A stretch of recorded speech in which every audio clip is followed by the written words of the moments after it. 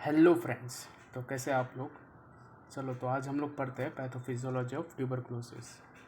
So before we discuss about the pathophysiology of TB, let's summarise the last topic what we have done. Okay, देखो पहले हमने देखा इससे पहले वाले वीडियो में कि कितने टाइप्स की टीबी होती है। तो एक तो होती है एक्टिव टीबी और एक होती है लेटेंट टीबी। ठीक है, ओके। तो उसमें भी अगर देखें, एक्टिव टीबी और लेटेंट टीबी जो है वो बेसिकली लंग्स में या पल्मोनरी टीबी में होती है स्पेसिफिकली। ठीक है, और सिस्टमिक और सेकंड जो टाइप होती है वो सिस्टमिक टीबी। ओके, और उसको हम बोलते हैं मिलियरी टीबी। ओके, तो पल्मोनरी टीबी देखो बेसिकली क्या होता है कि भाई सिस्टमिक टीबी जो है वो पल्मोनरी टीबी के वजह से होता है। ठीक है, पर सिस्टमिक टीबी जो है सिर्फ और सिर्फ पल्मोनरी टीबी की वजह से होता है। जब वो स्प्रेड हो जाता है, जब उसको ट्रीट नहीं करते सही से, तो पल्मोनरी टीबी जो है वो कन्वर्ट हो जाता है सिस्टमिक टीबी में। ठीक है, और पूरा थ्रू आउट द बॉडी, या फिर बोल सकते हैं कि टीबी जो है माइकोबैक्टीरियम ट्यूबरक्लोसिस वो ब्लड में मिल जाता है। ठीक है, और पूरे ट्रैवल करता है थ्रू आउट द बॉडी और किसी भी ऑर्गन पे जाके वो इन्फेक्शन कर सकता है। जैसे कि एग्जांपल है कि टीबी मेनिंजाइटिस। ठीक है, मेनिंजेस कॉज करता है, पर यहाँ पर जो है वो कॉजेटिव ऑर्गेनिज्म है ट्यूबरक्लोसिस। ठीक है, जो कि ट्यूबरक्लोसिस मेनिंजाइटिस कॉज करता है। फिर सेकंड हमने देखा, सेकंड एग्जांपल है endocarditis. So it's nothing but it's a infection of layer of heart. ठीक है, एंडोकार्डियम, मायोकार्डियम और पेरिकार्डियम सब लेयर्स होती है हार्ट की। तो उसमें एंडोकार्डिटिस जो है, जो इनर लेयर होता है, ठीक है, उस वो टीबी के थ्रू हो जाता है, तो उसको बोलते हैं टीबी एंडोकार्डाइटिस। अब हमने पहले ये भी देखा था लास्ट वीडियो में, इटियोलॉजी ऑफ ट्यूबरक्लोसिस। ठीक है, तो as we have seen aetiology of tuberculosis, the main causative organism of tuberculosis in human is mycobacterium tuberculosis. Okay, and we have also seen other causative organism of TB. Okay, जैसे जो देखा था वो example मैं बता देता हूँ। TB Mycobacterium Mycobacterium bovis वगैरह जो था, तो ये एक है अदर कॉजेटिव ऑर्गेनिज्म जो कि टीबी कॉम्प्लेक्स में आ जाती है। ठीक है, लिंक डिस्क्रिप्शन में दे रखा है, तो आपने अगर इससे पहले वाला वीडियो नहीं देखा हो तो प्लीज़ एक बार वो वीडियो देखिए, तभी मज़ा आएगा भाई पढ़ने का। Okay, now will discuss about the bacteria. Okay, we'll discuss about the bacteria or mycobacterium more specifically. Okay, so now it's an strict aerobe and thrive best in the tissue with high oxygen tension such as the apex of the lungs. Okay, so basically ये जो है ये aerobic bacteria है, और as we know that it's a rod shape. Okay, rod shape bacteria. तो ये जो है ये लंग्स के अपेक्स, ठीक है, apex of lungs. So apex of the lungs, apex is the location in the lungs which is above the first rib. Okay, first rib के ऊपर जो पार्ट होता है वो लंग्स के अपेक्स इसको कहा जाता है। ठीक है, तो वहाँ पर सबसे ज़्यादा होता है चांसेस, या फिर बोल सकते हैं कि इन्फेक्शन होता है उस पर्टिकुलर एरिया में। Okay, now mycobacterium tuberculosis complex, as we have some part of the mycobacterium tuber complex we have discussed in previous video, but let's still learn. Okay, mycobacterium ये सब इसके एग्जांपल्स है। mycobacterium hominis which is a human strain, mycobacterium tuberculosis bovis bovine strain, mycobacterium africanum which is isolated from the patient from the parts of Africa. Okay, और non pathogenic strains. Okay, एक non pathogenic strain भी है, यानी non pathogenic Mycobacterium भी एक है। अब बात करते हैं अगर जो ह्यूमन स्ट्रेन है माइकोबैक्टीरियम होमिनिस, तो इसके अंदर जो है ये slender rod like bacillus 0.5 mu by 3 mu, ठीक है। तो ये एक रॉड शेप का होता है, ठीक है। और इसकी जो लेंथ होती है वो 0.5 म्यू से लेकर 3 म्यू तक हो सकती है। अब gram it's neutral on gram staining, okay, there are different types of gram stains, okay, or and it can be demonstrated by acid fast staining, which is also called as Zill-Nelson test, okay, fluorescent dye method, then sputum culture test, then guinea pig inoculation method by subcutaneous injection of the organism, and then now PCR method. अब PCR method जो है वो बहुत ज़्यादा recently used हो रहा है, ठीक है। हमने अभी जो कोविड के टाइम पर सबसे ज़्यादा जो टेस्ट हुई थी वो पीसीआर टेस्ट थी। अब एसिड फास्ट टेस्ट या फिर एसिड फास्ट स्टेनिंग, जिसको जिल नेल्सन स्टेनिंग भी बोलते हैं, तो ये क्या है एक्चुअली, इसमें क्या एक स्पेशल प्रोटीन्स प्री प्रेजेंट होते हैं, और एक इसका जो आउटर लेयर होता है माइकोबैक्टीरियम ट्यूबरकुलोसिस वो माइकोलिक एसिड का होता है, ठीक है। और ये बहुत ज़्यादा इम्पोर्टेंट रोल प्ले करता है। वो हम डिस्कस करेंगे थोड़ा बाद में, ठीक है। तो वो mycolic acid, due to mycolic acid cross-linked fatty acid and other lipid in the cell wall of the organism which makes it impermeable to usual strains, okay। अब बेसिकली क्या होता है कि कभी कभी जो है फॉल्स एसिड फास्ट स्टेनिंग भी मिल जाती है, और जो सेल वॉल जो रहता है उसके लिपिड कवरिंग पे जो माइकोलिक एसिड जो प्रेजेंट होता है ना, उसके थ्रू डिटेक्ट हो जाता है acid fast staining, okay. Sputum culture test में भी डिटेक्ट कर सकते हैं कि भाई पेशेंट जो है वो उसको टीबी हुआ है या नहीं हुआ है, ठीक है। देन वो Mycobacterium bovis bovine strain africanum, the people from the Africa they got TB, so when it's a new strain, अभी देखा होगा कोविड के टाइम पर अलग अलग स्ट्रेन्स होते हैं, तो ये जो है वो एक अलग स्ट्रेन है, पर है तो माइकोबैक्टीरियम ट्यूबरकुलोसिस ही, जैसा कोविड में अभी हुआ है। अभी अलग अलग स्ट्रेन्स हैं अलग अलग पार्ट्स ऑफ कंट्रीज़ में, बिल्कुल ठीक वैसे ही। तो अभी यहाँ नॉन पैथोजेनिक स्ट्रेन्स, ठीक है। नॉन पैथोजेनिक स्ट्रेन्स में माइकोबैक्टीरियम स्मैग्माटिस। अब आप लोग सोच रहे होंगे स्मैग्माटिस क्या होता है, तो स्मैग्माटिस जो है बेसिकली या तो female reproductive, it's basically present, या फिर बोल सकते हैं कि ये जेनेटल एरियाज़ में मिलते हैं, ठीक है। अब जैसे मेल है तो मेल रिप्रोडक्टिव ऑर्गन में जो मतलब बेसिकली फोर स्किन जो रहती है वहाँ पर स्मैग्मा प्रेजेंट होता है, ठीक है।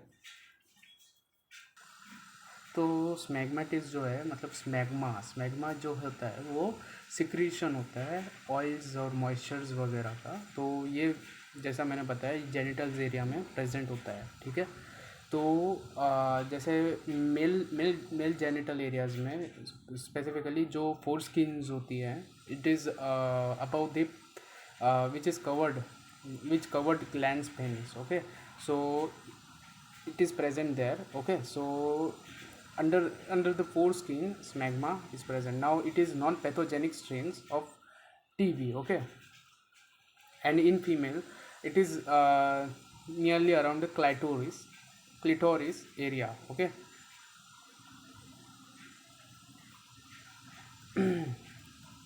तो जैसा मैंने डिस्कस किया था कि ये स्मैग्मा जो रहता है वो यूरिन को कंटामिनेट करता है, ठीक है। जब पर्सन यूरिन करता है, if a person urinates it contaminates, okay, smegma. So it's Mycobacterium smegmatis. Okay, which is found in the smegma, and as it contaminate the urine in both in men as well as in women. And मैंने ये भी discuss किया है कि स्मैग्मा कहाँ present होता है या क्या क्या होता है। स्मैग्मा क्या होता है फिर से एक बार बता देते हैं। स्मैग्मा जो है वो सिक्रेशन होता है स्किन से ऑयल्स और मॉइस्चर्स वगैरह का। तो ये जो है specifically it is present near the foreskin or under the foreskin. Okay, now foreskin which covers the gland spines. Okay, and in female it is present just near about the clitoris. Okay, so let's just discuss about the pathology of TB. Okay so ये मैंने बनाया, मेरी hand writing है, hope आपको समझ आ रहा होगा। तो हाँ, specifically pathophysiology of TB. So initial infection और प्राइमरी इन्फेक्शन। अब अगर देखो एक छोटा सा एक समराइज करें या फिर ओवरव्यू करें कि होता कैसे है टीबी। तो अगर एक पेशेंट है जो ऑलरेडी इन्फेक्टेड है टीबी से, ठीक है, वो अगर समझो कि ही स्नीजेज और coughs in the public area, ठीक है। अब हमें तो पता होता नहीं है कि किसको टीबी है, क्या है, कितना सिम्टम्स है वगैरह। So he coughs in the public area में उसने स्नीज़ किया है या फिर उसने कफिंग की, तो बेसिकली जो ड्रॉपलेट्स होते हैं उस पर्सन के, वो एकदम स्मॉल टाइनी ड्रॉपलेट्स जो होते हैं present which is present in the air, and if someone in contact with that person, या फिर बोल सकते हैं कि उस पर्सन के पास में अगर कोई दूसरा पर्सन है बहुत पास में, अगर उसने इनहेल कर लिया, मतलब अभी of course person breath, okay, मतलब ब्रीदिंग एक नेचुरल मैकेनिज्म है, ठीक है। मतलब तो अगर वो ब्रीथ कर रहा है एकदम उस इन्फेक्टेड पर्सन के पास में और वो ब्रीदिंग कर रहा है, तो जब वो इनहेल करेगा तो उसके इनहेलेशन में वो जो ड्रॉपलेट्स होती है, टाइनी ड्रॉपलेट्स, जिसको ड्रॉपलेट न्यूक्लियाई बोलते हैं, जिसमें माइकोबैक्टीरिया जो प्रेजेंट होता है, ठीक है, तो वो उसके अंदर उस पर्सन के अंदर चले जाता है, ठीक है। हो गया, एकदम इजी में समझा रहा हूँ। तो ये एक है। फिर दूसरा जो है कि वो पर्सन ने उसको इनहेल तो कर लिया है। अब जो टीबी है, माइकोबैक्टीरियम ट्यूबरकुलोसिस जो है, वो वो क्या होता है कि भाई अभी हमने देखा कि apex area of the lungs which is below the first tree, ठीक है, तो जहाँ पर सबसे ज़्यादा ऑक्सीजन प्रेजेंट होता है वहाँ पर वो पहुँच जाता है, वो सारे बैरियर्स को क्रॉस कर लेता है। We have barriers in our human mechanism में, कुछ बैरियर्स होते हैं तो उसको क्रॉस कर लेगा, ठीक है, और वहाँ पर जाता है, एयरवेज में पहुँच जाता है, ठीक है। Bacteria is transmitted to alveoli through airways, ठीक है। Deposition and multiplication of the bacteria. अब ऑफ कोर्स हम बोल सकते हैं कि भाई बैक्टीरिया जो है, मतलब किसी भी चीज़ का एक सबसे इम्पोर्टेंट पार्ट होता है उसका रेप्लिकेशन, या फिर बोल सकते हैं कि रिप्रोडक्शन, ठीक है। किसी भी लाइफ का सबसे इम्पोर्टेंट एस्पेक्ट यही होता है। तो अभी यहाँ पर ये बैक्टीरिया जो था उसने क्या किया, एल्वियोलाई तक पहुँच गया, ठीक है। Bacteria is transmitted to the alveoli through airways. Infection तो सबसे ज़्यादा upper apex area of the lungs में करेगा, पर अभी फ़िलहाल ये जो है बैक्टीरिया एल्वियोलाई में पहुँच गया है, एयरवेज में, ओके। अब क्या होगा कि मल्टीप्लिकेशन होगा बैक्टीरिया का, ओके। अब bacilli are transported to other parts of the body via blood stream and phagocytosis by neutrophils and macrophages. अब जो बैसिलाई, अभी ये तो सिंपल और नॉर्मल है कि भाई उसने मल्टीप्लिकेशन कर लिया है, तो वो ऑफ कोर्स अभी एक एरिया से दूसरे एरिया या फिर दूसरे अदर ऑर्गन को भी जाके वो इन्फेक्ट करेगा, ठीक है।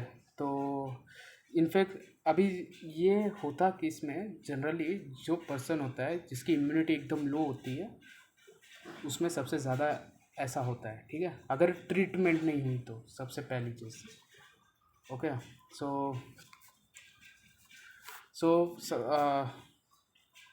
अभी जो है फेगोसाइटोसिस वाला प्रोसेस होगा, ठीक है, जो माइकोबैक्टीरिया है पल्मोनरी एल्वेओलाई में पहुंच गया, ठीक है। अब ऑफ कोर्स देखो, बेसिकली क्या होगा कि इम्यून रिस्पॉन्स तो होगा ही, क्योंकि भाई कोई फॉरेन पार्टिकल्स है या फिर कोई फॉरेन कोई भी फॉरेन इन्फेक्शन है या फिर फॉरेन और माइक्रो ऑर्गेनिज्म है, अगर वो जब भी हमारे इस सिस्टम में एंटर करेगा तो क्या होगा कि उसके अगेंस्ट में कुछ इम्यून रिस्पॉन्स होगा, ठीक है। तो वही है कि यहाँ पर जब वो एल्वेओलाई में आ गया तो immune system has lodged it. अब वहाँ पर देखो इम्यून सिस्टम ने वहाँ पर डिटेक्ट कर लिया, ठीक है। तो अब एल्वेओलाई में एक एल्वेओलार मैक्रोफेज प्रेजेंट है, ठीक है, जो डिटेक्ट कर लेता है और एंगल्फ कर लेता है बैक्टीरिया को, ठीक है, बैक्टीरिया को एनगल्फ कर लेता है। तो बैक्टीरिया जो है वो मैक्रोफेज को इनहिबिट कर देगा।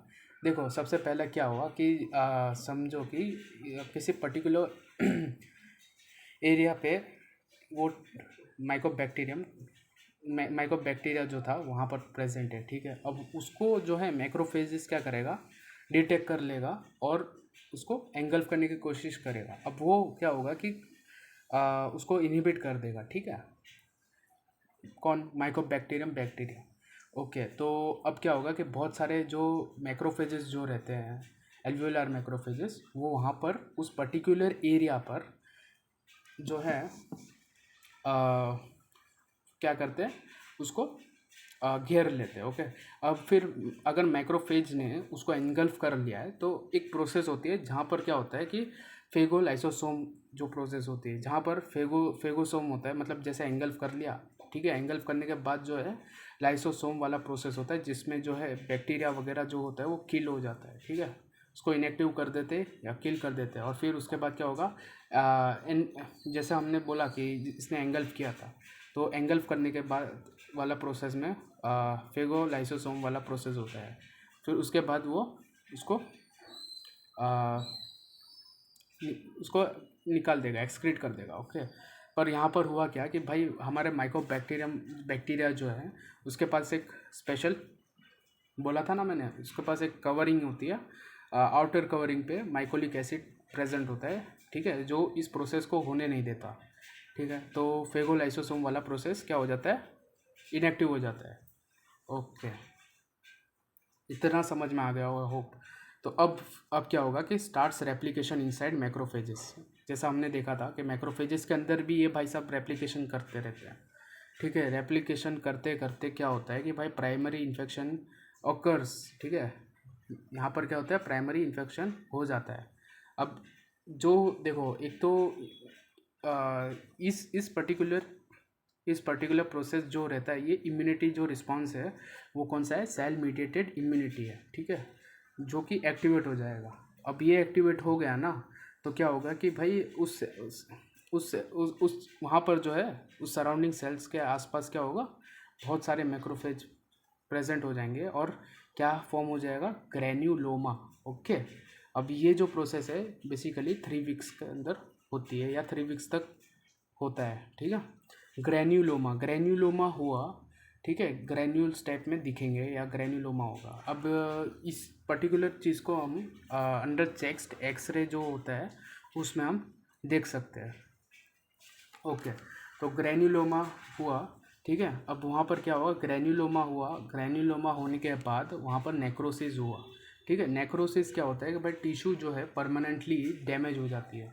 मतलब हमने सेल इंजरी में देखा होगा कि जो टिश्यू होती है वो क्या होती है, एक रिवर्सिबल भी होती है और एक इरिवर्सिबल भी होती है, ठीक है। अब अगर प्रोग्राम सेल डेथ होता है तो उसको अपोप्टोसिस बोलते हैं, ठीक है। तो यहाँ पर जो है नेक्रोसिस है, मतलब ये अनप्रोग्राम्ड है सबसे पहली चीज़। और यहाँ पर जो सेल डेथ हो रही है तो उसमें टिश्यू जो है वो पूरी तरह से डेथ हो रही है, टिश्यू की अफेक्ट हो रहा है, ठीक है। तो इस पर्टिकुलर चीज़ को हम टर्म करते हैं terminus Ghon focus. Okay, Ghon focus बोलते हैं इस चीज़ को, ठीक है, इस पर्टिकुलर प्रोसेस को। Now what happens, see Ghon focus हो गया। अब जैसे इसमें लिम्फ नोड्स का इन्वॉल्व होता है।